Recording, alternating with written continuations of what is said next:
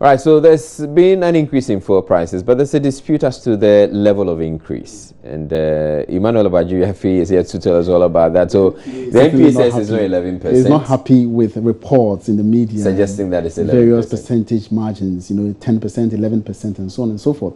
But when we spoke to some oil marketing companies, they are saying that it has gone up 10% within the same range. Exactly. It's quite interesting. So whether 10% or 11% or 9%, it's gone up. It's gone up.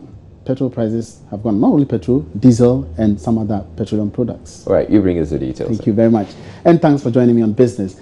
The National Petroleum Authority, NPA, says it has observed with concern some headlines suggesting fuel prices have increased by 11%, which is false. In a release signed by the head of public relations at the NPA, Yaro Kasambata, the authority encourages consumers and the media to check on the price board of fuel stations to determine the true prices of fuel and on the market, and not to rely on data from any group of persons who purport to project fuel prices, which always turns out to be poor and inaccurate. But in an interview on Business Live this evening, the managing director of oil marketing company Engen Petroleum, Henry Akwabwa, said the prices of fuel at his service stations had been increased by 10%. He said he was sure some marketing companies could also increase their prices within the same range. For Engen, the diesel price has gone up by 10%, and the petrol price has gone up by 5%. Well, obviously, I mean, when the prices from your suppliers, the bulk distribution companies in this case, have gone up, there's nothing you can do but to automatically adjust your prices as well. And that is what has happened. Yes, certainly other companies have increased their prices by, within the range of 10 to 11% for diesel and 5 to 7% for petrol.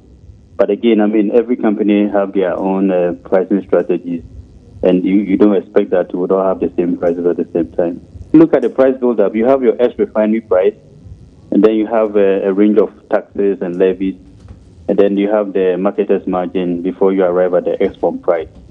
Now, in this case, all the other elements have stayed constant, except for the ex-refinery price, which has gone up. Still staying within the downstream sector of the petroleum industry, Managing Director of GOIL Limited, Patrick Kwame Akoli, says the recent dirty diesel report released by European agency Public Eye is calculated to draw activities of the national refinery, the Tema Oil Refinery, to a halt. In an interview with Joy Business, Patrick Akoli noted it will cost government about $150 million to restructure the refinery to be able to meet the quality standards being recommended by the report. This thing is not a new thing. It's been there, since we started using fuel. Okay. But what is happening is that refineries that were built in West Africa were built to certain standards. Say they can only produce, the sulfur content can only be reduced to say 1,000. Not only Tema Oil Refinery. If you go to Abidjan, they have a refinery there. You can also do just about the same. Just about, now they've up their game to comes to around 400. Then Europeans went to improve on their refineries. They retrofitted things and then improved things. So they have moved theirs up to lower to 10 ppm, okay, which is now the best. Now that their refineries are have upped the game, then they release these reports saying that dirty oil is being sold in West Africa. Why are they doing that? Because the refineries are now ready to bring the 10 ppm so that your refineries cannot compete. That is one aspect of the game I see. Because why now? This thing has always been there. It's not a new thing that is being, discovered this year, or last year.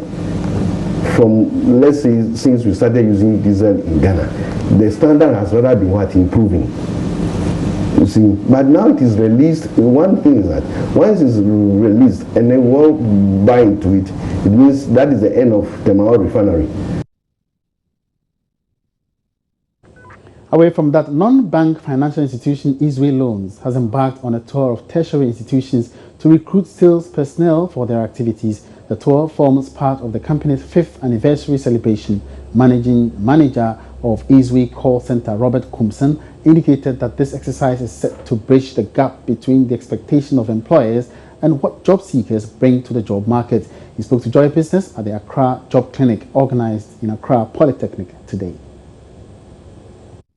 Most graduates can still school and do some part-time job. This is a sales job opportunity we are giving them. So as they are in there, they are recruiting for that sales job. We call them independent sales executives. These independent sales executives would seek for businesses for Easeway, and every business they bring in, they have a commission of about 9.5%. So that is a huge commission we believe can support those young ones who are most often than not taking care of themselves because they don't have support from parents. Probably they are no more, or they are not well to do, or they can't really take care of their responsibilities, so they need to actually show that themselves. If this nation prospers, we shall also prosper. If, for instance, these guys go out there and they are doing well and they are contributing to the basket of this nation, Ghana economy will do well and businesses will also flourish. So let's all contribute to it. Cement manufacturing giant Dangote says it is repositioning to be the leading supplier not only in Ghana but Africa as a whole after initiating the process to increase its installed annual capacity from 44 million tons to 77 million tons by 2023. In Ghana, the company has already secured the necessary permits and space to construct a $100 million manufacturing plant. The cement facility located in Takoradi, Sekondi Takoradi, has a production capacity of 1.5 million tons. The company, headquartered in Nigeria, has indicated it is re-strategizing to substantially increase its production to 77 million tons annually by the end of 2023 to feed not only the Nigerian market but the entire continent. This, it believes, would to a large extent help its neighbors like Ghana make some appreciable savings on foreign exchange and also create jobs. Plant director at the Ibesha Cement Factory in Nigeria, Armando Martinez Gallegos, first gave a breakdown of what makes the Ibesha plant. It starts from our quarry operations. We have reserves for 75 years. The process starts digging the limestone from the ground. We have also laterite and shale, and we bring all these raw materials to the cement storage areas. From here we take all these raw materials to the grinding station. We make the correct proportioning of these raw materials, and we reduce the particle size. We grind together these materials until we get what we call the raw meal. This raw meal is stored in a raw meal silo, and from there it is blended and taken to the pyro processing. In here we have a kiln. We feed this raw material, this raw meal, into the kiln, and the temperature goes up to 1,350 degrees Celsius. There is a chemical reaction in this kiln, and we get the active components to produce this cement. The company envisions to be a world-class cement producer and is therefore operating in African countries like Tanzania, Zambia, Senegal, Ghana, among others, and has also extended its operations to Asia and the Latin American markets. Speaking with Joy Business, Mr. Gallegos reaffirmed the company's commitment to high-quality and lower-priced products. The same product that we sell in local market is the same product that we are sending to Ghana. Now the exports are starting, but the same quality of the products we have in the local market is the same for Ghana. We have a very stringent standards.